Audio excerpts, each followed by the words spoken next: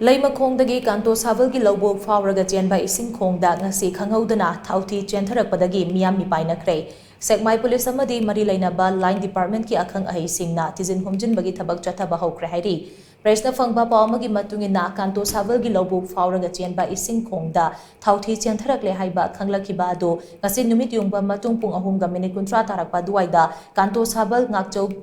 Canal Mapada Lobuki Ite Lokong Semduna Leiba Kunja Singna Thengnarakibani hairi Leimakhong lomdagi Canal asida lakpa ising ase Kanto Sabal Krukul Ningthem Lokon Ichum Lairembi Loitang Kulen amadi Laikin Thabida Leiba Loubuk Singki ising uina Sijinabani Kunja Singna Thaothi Chentharakpa Chingkhong lomda Leiba Nepali Singda hanglubada Leimakhong Army gi makhada Leiba Loubuki Lokhong Tenglubada Hanadagi Tungsinduna Leiramba Thaothi Singado Chentharakpani hairi Adubu Nakalamromda Canal asida Chentharakliba Thaothi asi hauji fauba loiba naidana Chentharakpa maramna Thaothi asi mafam amadagi pulap Chentharakli haina kunja singna jingnari policy hektabaga Manipur Lengaki Social Welfare Minister oibada natana Sekmai Assembly Constituency gi MLA su oiriba Aisdingo gi pautang matungina Sekmai Police SDO Lamsang PSED amadi Environment ki kangbu mafam aduda changsinduna makha tana Thijinbagi Thabak chathari kunja singsu Thaothi yauraba ising adu loubukda changsin khidanaba lokhong thingzinduna kan